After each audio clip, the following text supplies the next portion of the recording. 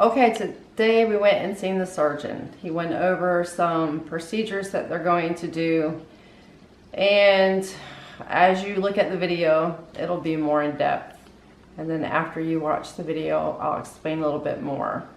But instead of him only having one disc to be replaced, we found out he has to have 2 replaced. So therefore it's going to take a longer bracket.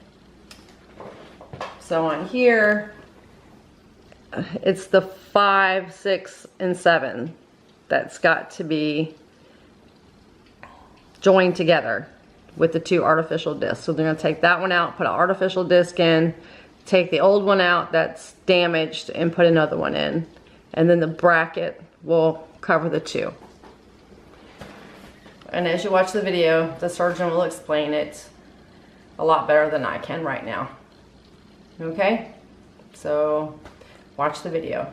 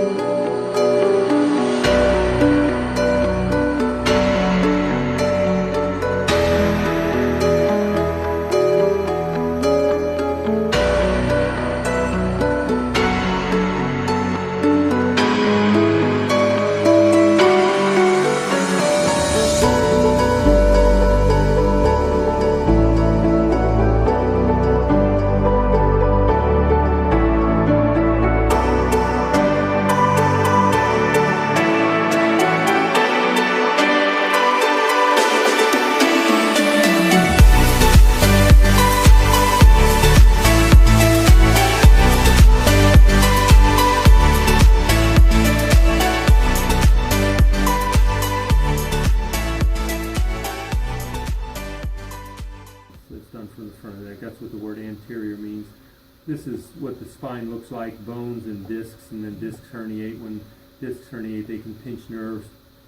They don't really turn red, but this is to imply that that nerve's inflamed versus the other ones that are not. So operation is kind of drastic, but we remove the entire disc. There's other variations on this operation, but the most common one is removing the entire disc. Most importantly, this part here, which gets pressure off the nerve, but now you got a gap between the 2 bones, and so we put this little plastic spacer in there. It's like putting a little shim in between 2 pieces of wood, and then the bones grow together and make a solid block of bone. That's a fusion. So this is discectomy and that's fusion. Now it takes several months for that bone to heal solid, so we use these metal plates to hold the thing in place. We used to have to put people in a collar for this. You'll hear people having bone bank or cadaver bone. I don't use that anymore. I haven't used it for about 10 years. It works okay, but that goes in between the bones. But nowadays what most people use is a little bone, a little plastic thing like this, and then your bone grows through the center of that and makes a solid fusion. So these are the things, we call them spacers. There's other names for them, but you get the idea. And the metal plate. The risks associated with surgery, and this is why surgery doesn't really come up as the first option because of the risks. It's not a super high risky operation, but you know there's some things to think about or worry about. Infection, bleeding, difficulty swallowing, hoarseness, paralysis is on the list. I only put it on here because it's super low. It's very rare for that to happen nowadays. Old days may be more frequent, but not common nowadays. And then the success rate on operations is relatively high, but not 100%. So you'll run across people, you know, 10 to 20% of the time. Person said that didn't really help. Rarely are they worse, but sometimes, for example, nerve damage is one of the things you wonder about or worry about when a nerve has been squeezed and pinched for so long. Right. And there's no way to tell that for sure, except to get the pressure off and then see how it heals. Right. And if it goes away, then it wasn't damaged. If it never goes away, then it was.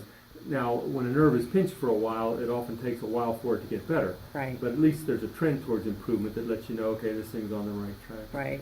C6-7 is the one that's for sure herniated towards the left side. That would be the one causing most, if not all, the nerve pain. But did you know the one above that is bad as well? No. 5-6? Did you saw the MRI? Yeah. Yeah. Okay. So the reason I mention that is if you have surgery for C6-7, it only makes sense to do the C5-6 disc at the same time. It may be contributing a little bit to your problem now, but if we leave it there, then it'll give you trouble in the near future. Okay. Okay. So it's like the tires on the front of your car. One of them's flat, the other one's worn out. You're replacing both at the same time so that you're not broke down with the other one soon. Later.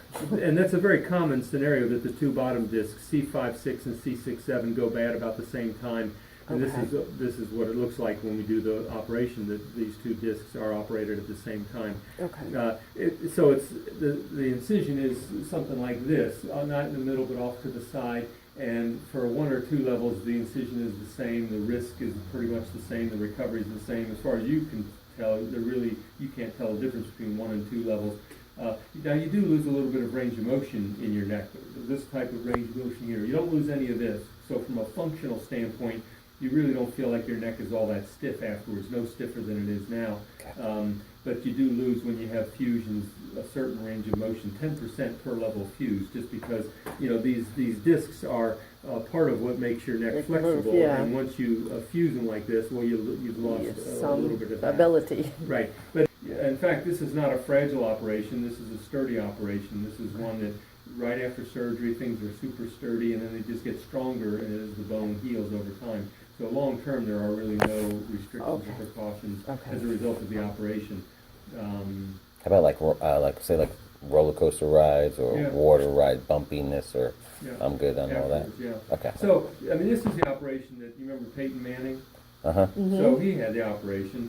Long story there, he had 2 operations from the back of his neck first. Somebody thought that was a good idea, and both of them failed, and then he ended up with the operation from the front of the neck. A year later, he won the Super Bowl. So, point being, you're not going to win the Super Bowl, but Right.